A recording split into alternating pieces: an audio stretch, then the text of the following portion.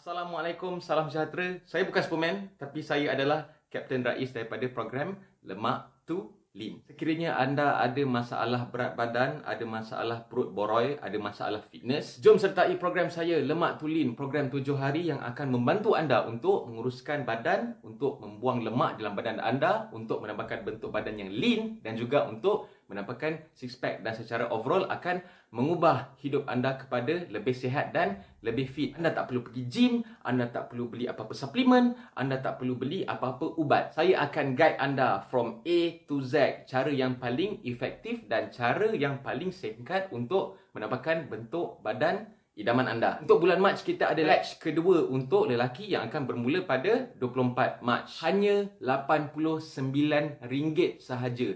Program yang paling murah dekat dalam Malaysia. Sekiranya dalam 7 hari tu tak ada apa-apa progres, lemak pun tak turun, kita akan pulangkan duit anda. Jadi tunggu apa lagi? Puasa pun dah dekat, raya pun dah dekat. Takkan korang nak beraya dengan perut yang boroi, dengan badan yang berlemak. Jom sertai program Lemak to Lean. Boleh klik dekat link dekat ruangan description untuk info dan untuk daftar. Jangan terlepas, sertai sekarang.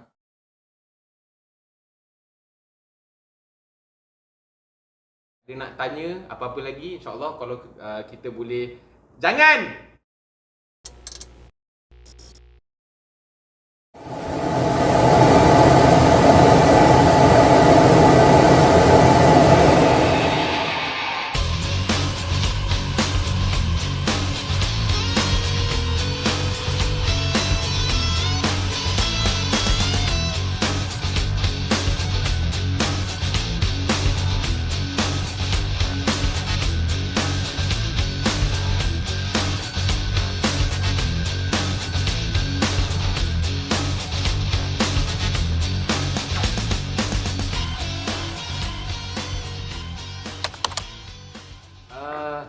Kita tahu Malaysia tak perang.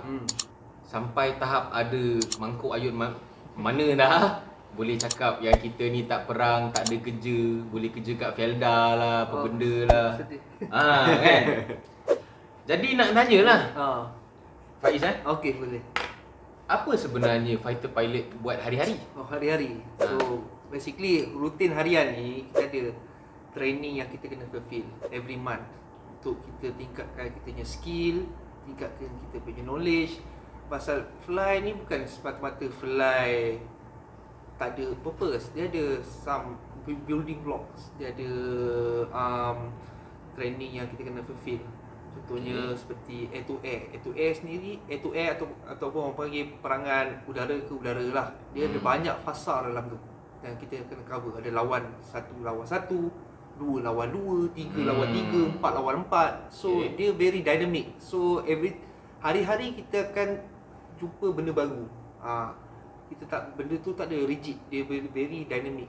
So tu kita perlukan training hari-harian. Dan bukan sahaja training, ada kalau perlukan rondaan, kita conduct juga rondaan. Kalau perlu exercise, ada latihan apa-apa dengan negara luar, kita join juga. Dan macam-macam lagi lah. So banyak, basically banyak. So tu tak boleh nak kata tak boleh nak kata tak buat apa-apa kan. Pasal memang kita dia banyak, memang banyak. Kalau nak cerita memang banyak. Okay. Lah. So relate to that question juga. Sari sebagai seorang yang dah ada family, so ada masa ke dengan family? Kalau kata ada masa tu, basically ada masa. Kita yang create, kita yang adakan masa tu.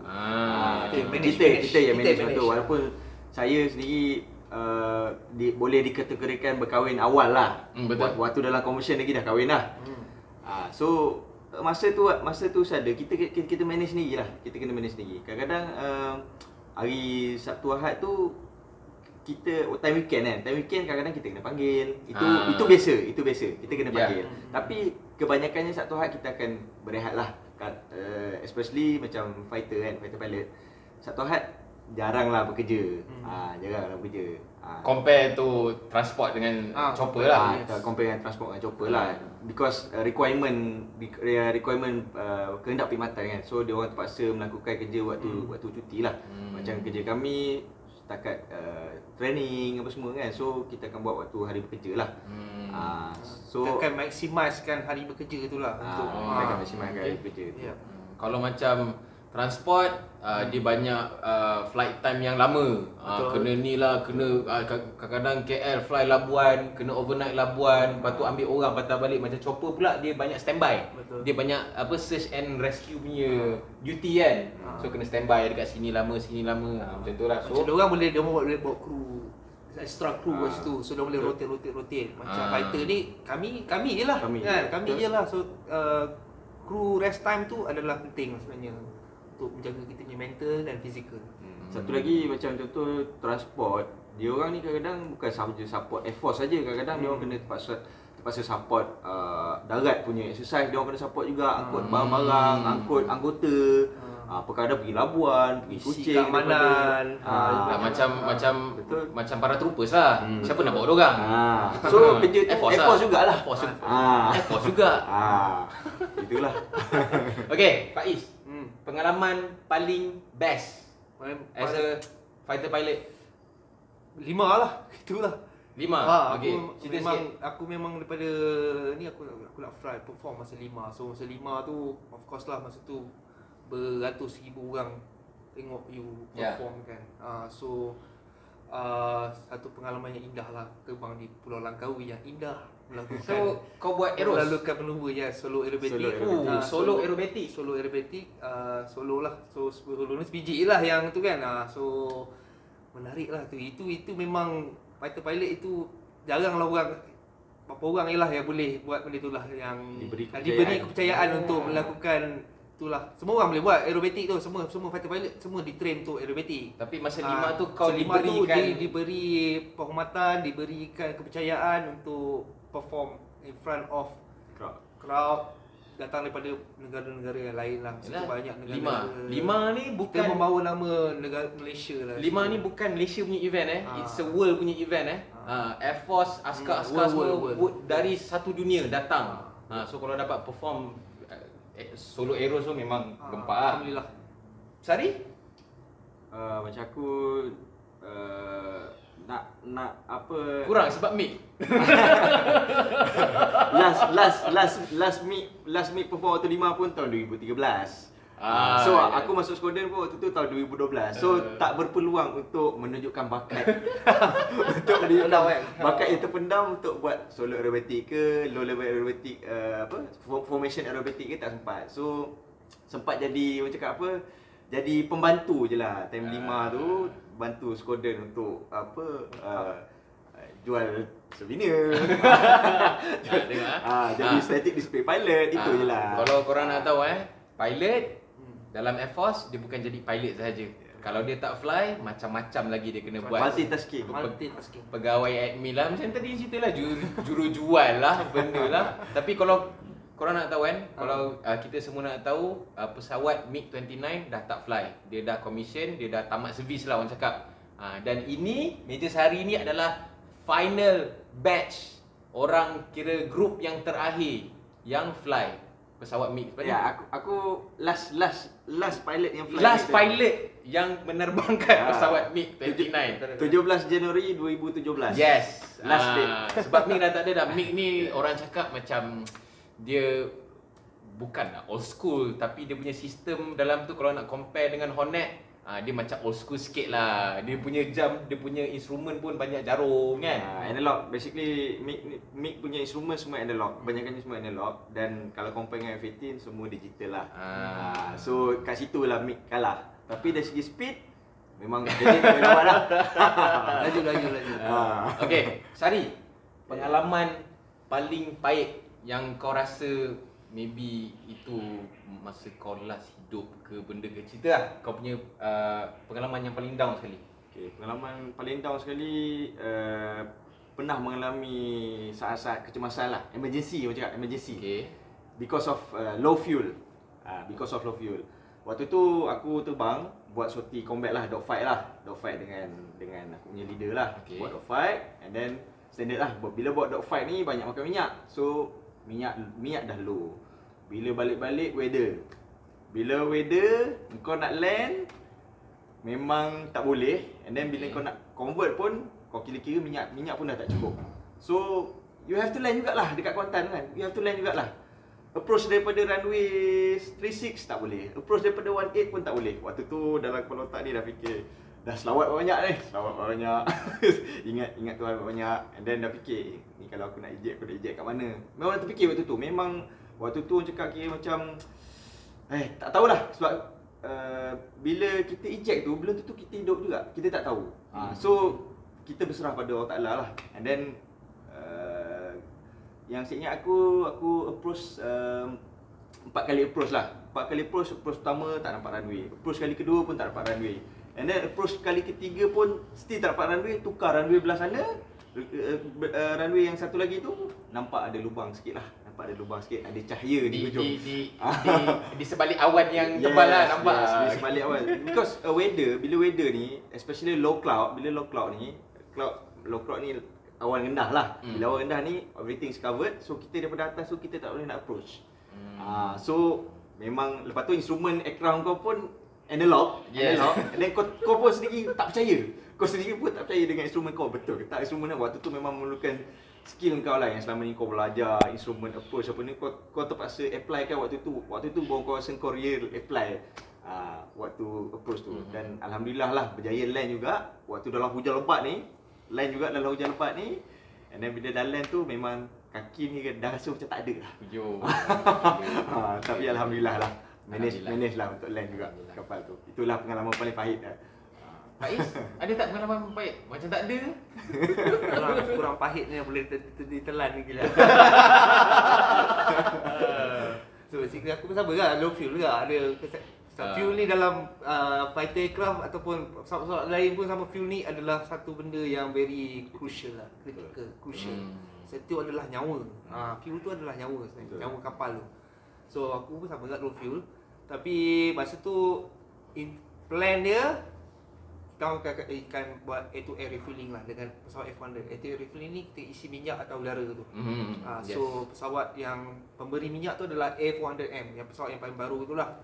So dia akan mengeluarkan hose dan dekat F18 tu sendiri dia ada macam nozzle tu. So kita kena masukkan hose dalam nozzle lah. Patutnya time tu aku patutnya isi minyak lah, sebab aku dah low fuel kan plannya. Bila aku dah nak tu, tiba-tiba port tu rosak. Aircraft kau rosak ke Airbus tu rosak? Airbus tu rosak. Dia punya port dia lah, bukan kapal tu. Dia punya port tu rosak. Dan ketika kejadian tu pun di tengah laut Cina Selatan, tak ada yang paling dekat, tak ada. Jauh, semua jauh. Tak ada, memang aku tengok dekat tu. Kira tak ada tempat untuk kau nak land lah. Tak ada memang. Semua jauh. Memang tak nak kena isi juga. Ketika aku tak tahu pergi mana. Zaman tu aku crash atas laut itulah. Tapi doa-doa yang besar masa tu semua dah biru dah pucat dah macam mana, belum Boleh. Hidup boleh. Dia punya pot hidup. Pot tu keluar je aku terus sap. Sedut minyak macam minum air macam kita kan. Kita haus dahaga tu kita. Macam itulah dia. Okey, tapi kita nak orang kata nak memperingati jugalah salah seorang daripada kita punya sahabat baik juga, kita punya squad juga, iaitu arwah Major Hasri bin Zahari TUDM 374-156. Yes, dia adalah kalau korang ingat tahun bila 2017. 2017 dia adalah salah seorang dengan dia punya instruktor dia Major Yazmi. Major Yazmi, arwah Major Yazmi. Diorang crash masa tu dengan pesawat Hawk. Diorang buat exercise and then ada satu kejadian yang menyebabkan diorang crash. Dan memang itu antara squad kita punya pengalaman yang paling sedih lah, sebab kita punya kawan baik crash masa tengah fly dengan fighter aircraft TUDM. Tapi masih tak mematahkan semangat kawan-kawan yang lain lah sebagai fighter pilot. So kita bawa arwah punya orang kata semangat tu, kita bawa dia dalam kita punya penerbangan juga. Arwah pun best student dulu. Yes, arwah best student masa basic flying. Dia best student. So dia antara yang paling orang kata paling ace lah. Okay, nak tanya sikit sebab aku punya subscriber ramai tanya. Ramai yang nak tahu lah. Mungkin kau boleh explain sikit, Faiz. Okay. Apa tu GeForce? GeForce ni adalah tarikan graviti lah, nama dia pun G kan, gravity force. So normal condition yang kita alami sekarang ni, yang kita tengah berdiri di tapak kaki ni is 1G condition. Maksudnya dia berat badan is 1G lah. Okay. Apabila berlakunya tarikan G ni, G force ni, dia terjadinya apabila dia melakukan satu maneuver dalam keadaan speed yang laju. So dia akan so apa yang akan berlaku, so macam maneuver normally dalam ada yang 3G, ada yang 4G. So kalau orang kata 4G, 3G semua, dia 5G ni maksudnya 5 kali berat badan, 5 kali ganda tekanan, Tarikan graviti tu 5 kali ganda. So kalau contohnya kita ambil simple, tangan 1 kilogram lah. Ni untuk calculation lah, tangan 1 kilogram. Ni 1G, 1 kilogram. Okay, kalau 5G dia dah jadi berapa? Dah jadi 5 kilogram tangan kita ni. Masa tarikan G tu. So susah nak angkat tangan masa tu. So everything masa tu apa yang akan berlaku, semua organ-organ semua akan tertarik ke bawah, termasuk darah dalam kepala ni lah, semua akan tarik, semua akan turun ke bawah. So bila darah turun ke bawah, itu yang boleh menyebabkan pingsan tu. Kalau kita tak melakukan satu teknik AGSM, orang panggil AGSM, anti-G straining maneuver. Itu kita kena buat keraskan semua otot-otot badan ni untuk menahan darah daripada flow down daripada kepala tu. So kita nak keep the blood up in the head. Itu yang G itulah, itu maksudnya G tu. So basically fighter pilot je lah yang akan rasa kan. Betul. Kalau you all nak rasa G sikit, G tu macam naik roller coaster tu, maybe dalam 2.5 G je lah. Kalau naik roller coaster tu Sikit je. Sikit je. Tapi kan macam nak mati je. So apa yang kita rasa ni banyak lah kalau ni. So relate to that question tadi, nak tanya Sari, berapa G yang paling tinggi yang kau pernah experience? Okay, kalau nak cerita G paling tinggi, aku pernah tarik 10G pun. Yo, 10G? 10G aku pernah tarik. Berat kau masa tu berapa? Berat aku waktu tu 50. Okay, gelak-gelak juga. 50 kali 10, kau bayangkan 500 kilogram. Okay. So, apa yang kau rasa masa tu? Dia sebab kau dah biasa buat benda tu. Benda tu biasanya telah jadi waktu dogfight lah. Waktu tu aku ada training Copter Fund tahun 2014 dengan US. Waktu tu tengah lawan Raptor lah. Raptor ni adalah waktu tu aircraft paling canggih sekali lah yang US ada. Dia datang kat Malaysia, kita buat exercise dengan dia orang. So kita dogfight dengan Raptor. Waktu tu biasalah, kita excited lah. Top Gun lah. Kan? Agresif. Terlupa aircraft aku ni boleh take 9G je, aku pergi balon sampai 10G. Tapi waktu tu sebab dah biasa tarik G tinggi-tinggi ni, so benda tu get used to it lah. Dah biasa. Setakat tarik dalam 2-3 second, so benda tu tak rasa lah. Kalau macam kau pergi dekat pusat simulator G tu, 9G 15 second kau memang mati lah. Sebab kan? tu sebab tu training kan. So bila dalam aircraft tu kau rasa agak-agak nak pitam, kau jangan continue tarik G, kau release lah. So what happen after that, cancel the fight and then terpaksa balik lah, because kita tak boleh nak continue the fight. Takut yelah ada part-part aircraft yang rosak ke apa benda, wing sengit ke apa ke, because tarikan G tu, because aircraft ada limitation. Kita bila dah exceed that limitation, so kau kena balik lah, takut nanti jeopardize kau punya safety lah. Safety, nyawa, aset sekali lah. Betul. Kau Faiz, berapa G paling tinggi? Tak ada lah sampai 10, 8 je lah. Itu F-18 dia tak ada, compare to MiG, MiG boleh tarik G yang tinggi untuk dia punya aircraft tu, dia punya limitation tu. So F-18 tak tinggi lah. So 8 tu consider high jugalah sebenarnya. Kalau 8G tu. So masa tu lawan dengan Typhoon. Which is aku masa tu lawan dengan dia punya commanding officer dia. CO dia.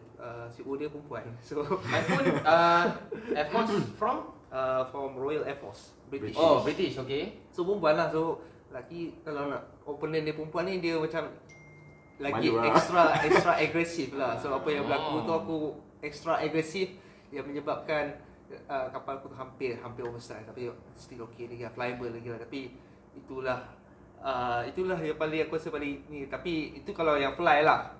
Kalau dalam G punya training tu 9 aku dah try lah. 9 boleh. Senyum lagi. Senyum. Tak ada hal tu. Boleh angkat tangan ni. So Faiz makna kata kita punya Air Force, kita Ah. punya fighter pilot ni memang ada training dengan askar luar lah, Betul, daripada betul. apa fighter pilot Ada. daripada luar lah. Ada. So itulah kita training dengan luar untuk kita enhance kita punya skills, knowledge, untuk kita bagi at par dengan orang lah. Itu basically kita.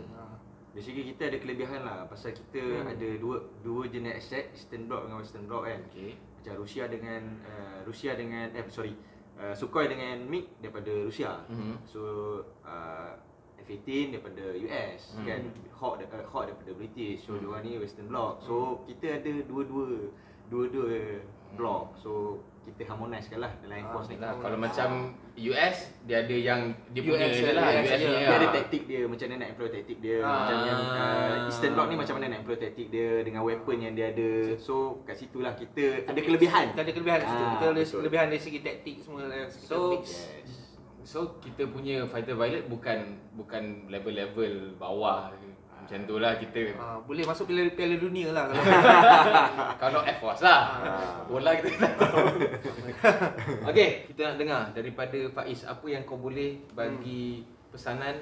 Okay, sebab dalam aku punya YouTube ramai yang bagi tahu minat nak jadi fighter pilot, macam mana nak jadi fighter pilot and everything lah. So apa yang pesanan yang kau boleh bagi dekat generasi muda yang minat nak jadi fighter pilot macam kau? Okey. Generasi muda yang minat, of course yang first is minat lah. Diklan. Minat lah. Once you ada minat, then tanamkan semangat yang tinggi. Belajar bersungguh-sungguh pasal dalam penerbangan ni banyak lagi ilmu-ilmu yang masih diguna pakai apa yang kita belajar masa sekolah ni lah, especially fizik, matematik. Itu yang penting. English. Ingat. English. Pasal English is important juga sebab dia is a international language. So everything dalam aviation ni semua English. Communication dia punya semua manual dia semua English. So itu yang penting. Tanamkan semangat, doa dan usaha dan untuk masukkan nak masuk fighter pilot ni, you kena tengok you right channel lah. You kena tanya-tanya orang. You kena macam tadi kita dah terangkan, kena masuk through UPNM. So UPNM you kena find out lah course apa yang pergi untuk jadi fighter pilot ni. Jangan just sekadar masuk jadi you tersalah channel dan you tak demoralize kat situ. Dia dah dia tak dapat jadi pilot, dia demoralize. So itu yang kita tak nak lah. So kalau boleh kita nak orang yang minat ni berjaya mencapai impian dia, apa yang dia nak. Itulah. Sari, ada pesanan? Okay, pesanan saya untuk belia-belia yang ingin menjadi fighter Belia, pilot. Belia-belia yang ingin menjadi fighter pilot ni, you all kena ada high determination and high determination dan always aim high lah untuk mencapai apa cita-cita kau, apa cita-cita you all lah. Kalau you all nak jadi fighter pilot, you all kena aim high lah. Every exam score the highest. Macam itulah. And then yang kedua is never stop learning. Never stop learning, because a good pilot is never stop learning. So untuk anda semua yang berminat untuk jadi fighter pilot, never stop learning, because once you dah jadi fighter pilot, kalau you stop learning, habis. You jadi fighter pilot, masih banyak lagi benda yang you all kena belajar. Masih banyak lagi. Even sekarang pun masih banyak lagi benda yang aku belajar. So itulah pesanan aku. So nak dicerita dekat sini macam yang aku cerita dekat korang lah dalam aku punya video-video yang lepas. Kena minat. Kau tak boleh masuk sebab dia punya gaji 10,000 lah nak masuk lah. No. Kau kena minat dulu, kau kena ada passion dulu. Kesian kucing. Okay, kena ada minat, kena ada passion, barulah kau punya usaha, kau punya niat, kau punya determination tu untuk ke arah nak mengejar kau punya minat, kau punya cita-cita tu. Kalau sekadar masuk, alamak, kerja dekat luar susah sebab kita tahu sekarang ni kerja susah, after grad banyak menganggur. Nak jadi pilot lah, macam senang je, dapat gaji 10,000. No. Kena ada minat dan passion. Itu yang paling penting. So aku rasa itu je kot kita punya session borak-borak. Okay, kepada sesiapa yang ada soalan, ada nak komen, ada nak tanya apa-apa lagi, InsyaAllah kalau kita boleh. Jangan Kucing. Jangan. Dia dah aim lah, dia dah aim high. Dia dah aim high. Kucing fighter pilot aim high. Aim high. Okey. Sila komen dekat ruangan komen kat bawah. Okey. Dekat bawah. Okey. Share video ni, share atas. Share video ni dekat adik-beradik, dekat anak, dekat saudara mara, dekat boyfriend. Share kalau nak dorang jadi fighter pilot ataupun nak plan nak jadi fighter pilot supaya dorang tahu, dorang boleh imagine. Okey, ini life aku macam ni, gaji macam ni, apa yang aku kena buat dan sebagainya. Okey, seterusnya jangan lupa untuk like video ni, jangan lupa untuk subscribe dan juga tekan butang loceng. Sini loceng. Dia tak ada yang ting ting ting ting. Okey, untuk notification video-video aku yang lepas ni, insya-Allah ada banyak lagi. Okey, kita akan cuba. Ini fighter pilot. InsyaAllah kita akan cari juga transport pilot sebab dalam squad kita semua ada. Ada fighter pilot, ada chopper pilot, Komando ada transport komando, ada Wizo, ada Wizo, ada test pilot, ada test pilot. Macam-macam. Meriah. Meriah. Dan ada pilot perempuan. Ada juga. So insya-Allah ada. Kalau korang nak kita buat, minta dapat. Faham tak? Okay. So insya-Allah kita jumpa lagi. Assalamualaikum. Have a nice day. Jaga SOP. Jangan jadi palatau. Assalamualaikum. Assalamualaikum. Bye bye.